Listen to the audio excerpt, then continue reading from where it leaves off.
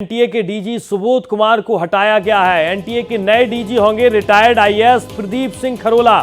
Bihar EOU की report के बाद सरकार ने एक्शन लिया है। एनटीए के डीजी सुबोध कुमार को हटा दिया गया है। प्रदीप सिंह खरोला अब उनकी जगह लेंगे। बिहार ईओयू की रिपोर्ट के बाद सरकार ने बड़ा फैसला लिया है। नीट पेपर लीक मामले में बड़ी कार्रवाई की गई है।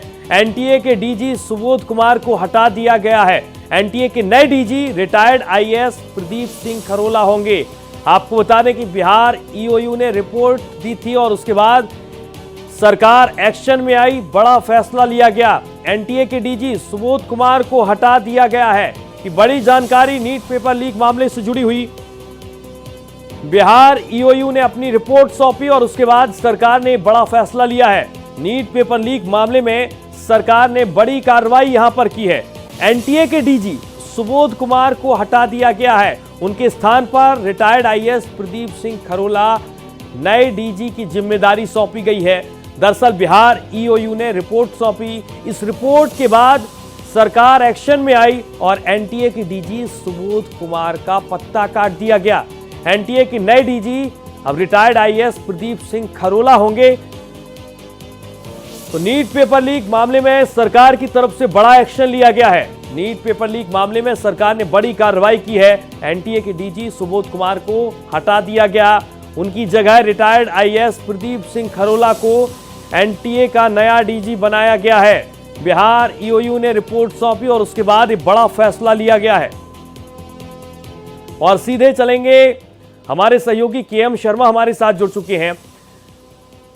केएम शर्मा जी, बड़ा फैसला यहां पर लिया गया है। एनटीए के नए डीजी यहां पर जिम्मेदारी उन्हें सौंपी गई है और सबसे बड़ा सवाल यह है कि अब पूरे तरीके से सरकार इसमें एक्शन ले रही है।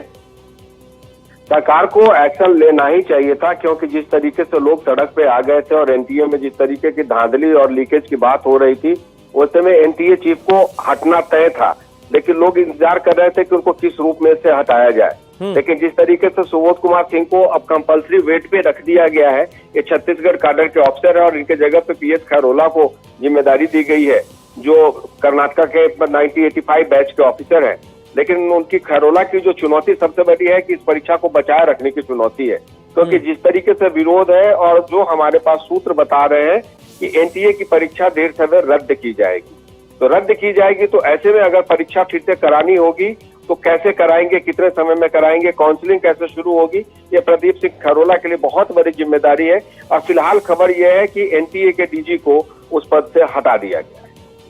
लेकिन सुप्रीम कोर्ट तो अभी सबसे ज्यादा इस मामले पर पैनी नजर बनाए हुए है। कृष्ण मोहन जी, सुप्रीम कोर्ट के साथ मजबूरी तमाम है, क्योंकि सुप्रीम कोर्ट हमारे देश की सर्वोच्च संस्था है, जिसके पास एक नहीं कम से कम 10 ऐसे कंप्लेंट और एप्लीकेशन पड़े हुए हैं, लंबित है, जिसमें कहा जा रहा है कि इस परीक्षा को आप रद्द कीजिए। हालांकि सुप्रीम कोर्ट की जो दलील है या जो ऑब्जर्वेशन है वो अपनी जगह पे सही है कि जो बच्चे क्वालिफाई कर गए उनकी क्या गलती है, जिन्होंने गलती की उनको सजा मिलनी चाहिए। लेकिन फिलहाल वो परीक्षा रद्द करने की तरफ इंक्लाइंड नहीं है। लेकिन जो साक्ष्य या जो आपने चर्चा की ईओयू की जो रिपोर्ट आ रही है, उससे फिलहाल ऐसा ही लगता है कि सुप्रीम कोर्ट भी अंततः बाध्य होकर इस परीक्षा को रद्द करेगा, या नहीं भी रद्द करेगा तो कुछ ऐसे मेजर्स करेंगे जिसके बाद तमाम सारे लोगों को बहुत सारी परेशानी होनी थी। और उसी चक्कर में इनको यहाँ से हटा दिया गया है, क्योंकि सुबोध कुमार सिंह की ये नैतिक जिम्मेदारी थी कि वो इस बात को स्वीकार करे कि यहाँ पे कहीं पे लीकेज था और जो मामला है वो पूरा फुल प्रूफ नहीं था।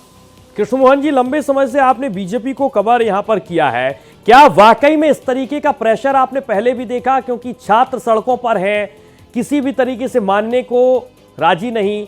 कांग्रेस नेता राहुल गांधी से छात्र पहुंचने यहां पर चले जाते हैं। क्या वाकई में सरकार बहुत प्रेशर में थी और इसका नतीजा यहां पर डीजी सुबोध कुमार का पत्ता काटा गया?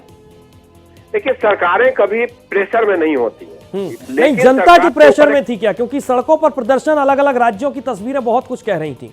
उसमें दो तरह का पक्ष है। एक पक्ष ये था कि जो लोग परीक्षा क्वालिफाई कर चुके हैं, उन्होंने सालों भर मेहनत करके उसके बाद परीक्षा क्वालिफाई की है, अगर उनकी परीक्षा आप रद्द कर देते हैं और अगली बार वो क्वालिफाई नहीं करते हैं तो उनका जिम्मेदार कौन होगा। दूसरी बात ये कि जो बच्चे सड़क पे हल्ला कर रहे हैं वो बेसिकली परीक्षार्थी नहीं है, वो सब पार्टी के कार्यकर्ता है। वो प्रेशर बना रहे हैं, क्योंकि वो माइलेज लेके लोगों में कहेंगे कि हमने एनटीए की परीक्षा रद्द करवा दी। लेकिन सरकार पे एक ये सवाल तो है कि आखिर एक ही आदमी को क्वेश्चन पेपर मिला तो क्वेश्चन पेपर मिल गया, तो ये पता करना बहुत मुश्किल है कि आज के डिजिटल जमाने में अगर एक आदमी को क्वेश्चन पेपर मिल गया तो 1000 लोगों को नहीं गया होगा। तो ऐसे में बहुत सारे सवाल हैं जिसको लेकर सरकार अपनी छवि को बचाए रखने के लिए अगर ये कह दे कि परीक्षा को कैंसिल कर देना चाहिए तो शायद आपको आश्चर्य नहीं करना चाहिए। फिलहाल आपका कृष्ण मोहन शर्मा जी बहुत शुक्रिया तमाम जानकारी के लिए।